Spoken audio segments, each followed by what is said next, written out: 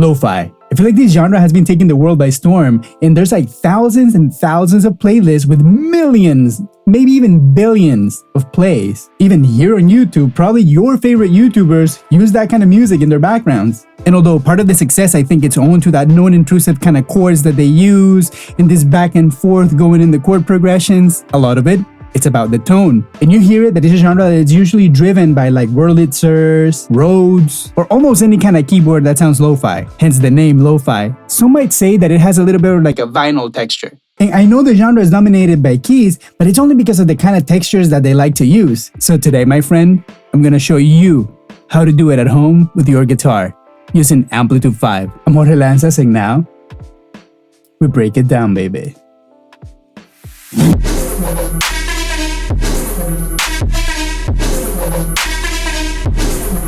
All right, thank you so much for being here again. Let's just jump straight into Amplitube. And right here, we're gonna have our simple default mode, right? Which it comes with this like Marshall amp, let's say. And it sounds really good. Today, we're gonna be using my Fender American Stratocaster Professional 2, because I feel like the kind of sound that you get with these pickups is precisely what we need. So go get your single coil pickup loaded guitar and follow along. I was just joking about the single coil pickup. You use the guitar that you want. Just you know that maybe everything that we're gonna do, just maybe turn the input down a little bit. All right, so let's just see what we have here.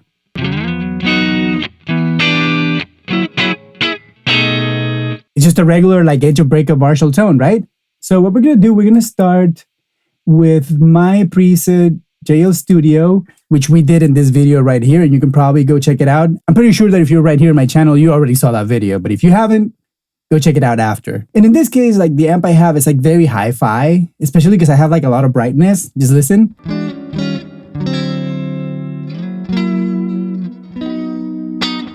And I feel like that's a great tone for what it is, but we're looking for that lo-fi texture, right?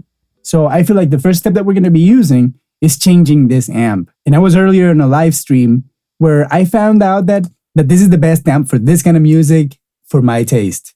But if you don't have the max version of Amplitube, you probably could use like, let's see, a Fender Pro Junior like this one, or we tried the Champion 600. But if you do have the max, I would suggest to use this Tube Vintage Combo. I love this amp. Okay, but I'm rambling. Let's just go straight to it. I feel like every great lo-fi tune starts with great lo-fi chords, right?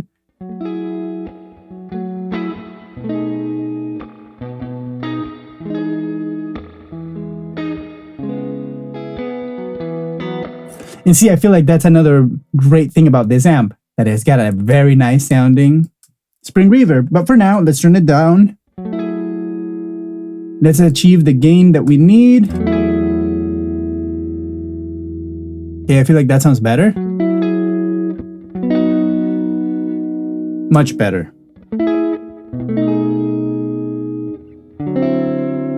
Perfect. And I feel like you would be like tempted to sort of like take the presence down like this.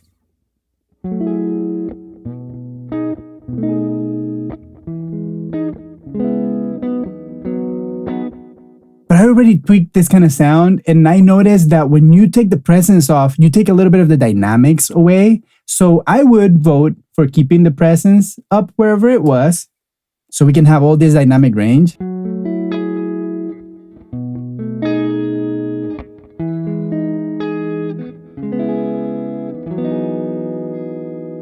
See, I feel like we have a lot to gain. So the next step that I want to do, I want to take a little bit of the very, very, very bottom end of the frequencies with this overdrive distortion kind of pedal that I love to use.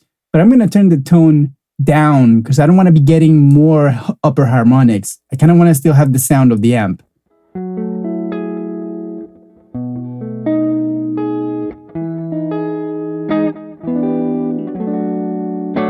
So I feel like that's starting to sound closer to what I'm trying to get.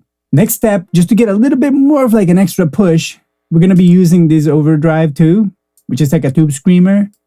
And honestly, if you're not using Amplitube, you can still follow along because there's a lot of things that are maybe going to be similar with any amp sim that you might be using.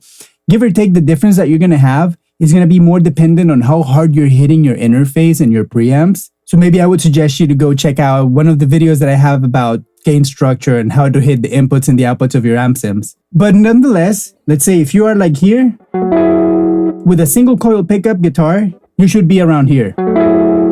See where my input is? When I'm on 0, I'm always in that green. Even if I slam the guitar.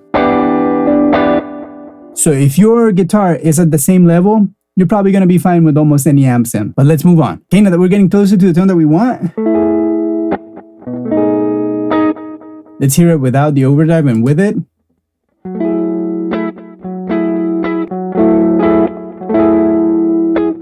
The kind of frequencies that this overdrive in conjunction with this overdrive are kind of pushing into the amp makes it sound that bit more lo-fi. Let me know in the comment section if you agree with that. And while you're there, please remember to like, subscribe, and do all those cool little things that we like to do on YouTube. Plus, let's enjoy this little bossa nova. Alright, thank you so much. Let's get back to it. Okay, so now that we basically cooked up the sound before the amp,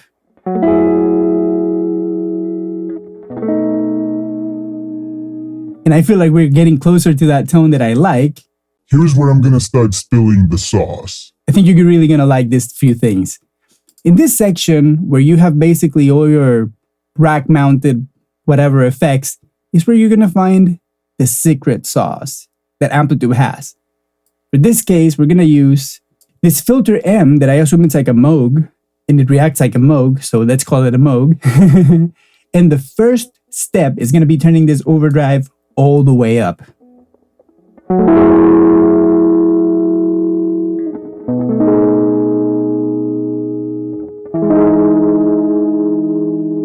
And I feel like maybe you could think that that is kind of like maybe too much, but the next step is what's going to make it worth it.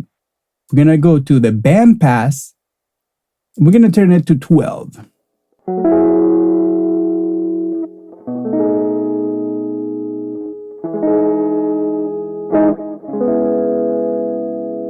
And now it's starting to sound a lot more lo-fi. Let me know in the comment section if you like this pedal already.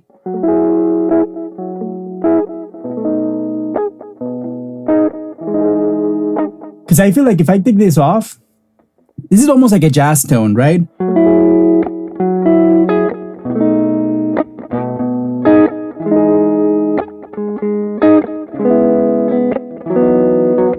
Or maybe even just like a vintage tone, right? So I feel like just to take it to that extra level, as soon as you turn this filter,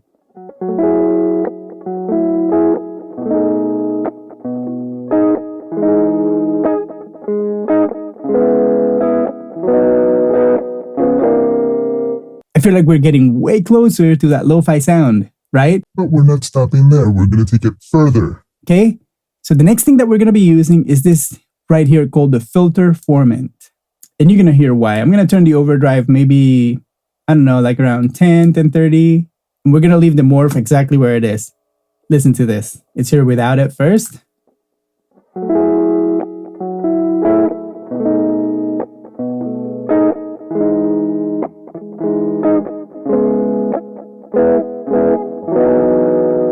And then with it.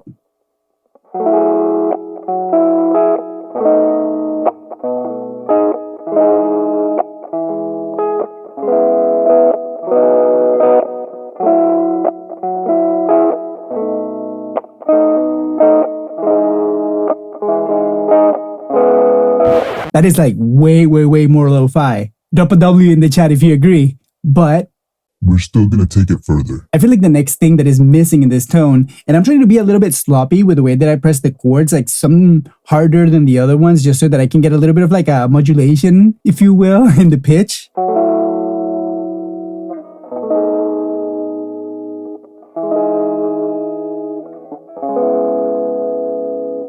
Sort of like to try to simulate that like vinyl situation, you know, that has like that movement and pitch and like a little bit of like a wow effect, like wow. But and then of course the crackles and pops and all that kind of stuff. But that is something that I cannot do with Amplitube right now. But I still want to get a little bit of the movement that the vinyl gives you. So I'm gonna be using this AM modulator, which in its default state sounds insane. Right? But what we're gonna do is we're just gonna give it a tiny little bit, literally 1. And let's just hear the little subtle movement.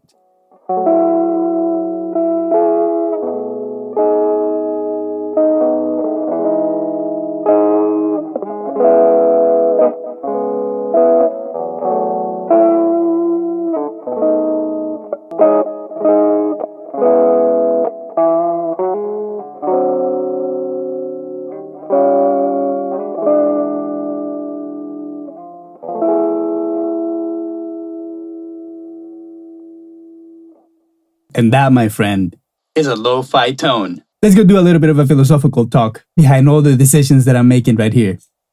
Right, so there you have it.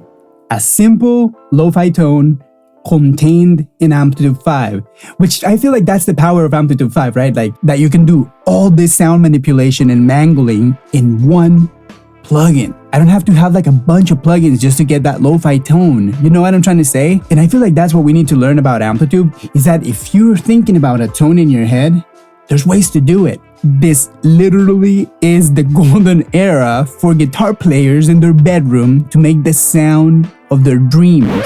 As long as the sound of your dream is not just a dumble in your room, a 100-watt amp just like pushed in your bedroom. Because if that's your dream, then yeah, Amplitube is not gonna do that for you. But if you have sounds in your imagination that are creative and stuff that you would have to spend thousands upon thousands of dollars just to build a sound that is so meticulously created, like the one we just did, that this is just like scratching the surface. Like, you could do so much more in this thing. Trust me, we're just literally using Amplitube to make like very rudimentary tones.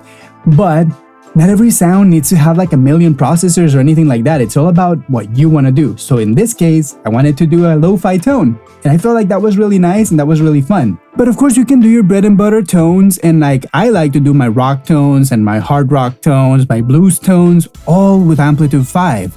Let me know in the comment section down below what kind of sounds would you like me to do on Amplitube 5 so that we can maybe explore together in the next episode. But for now, if you want to go check out how I make a punk rock tone, go watch this video right here.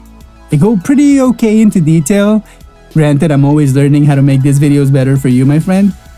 But go check this one out. There's a lot of gems right there. Hope you enjoy it. It's good to see you here. Zoop.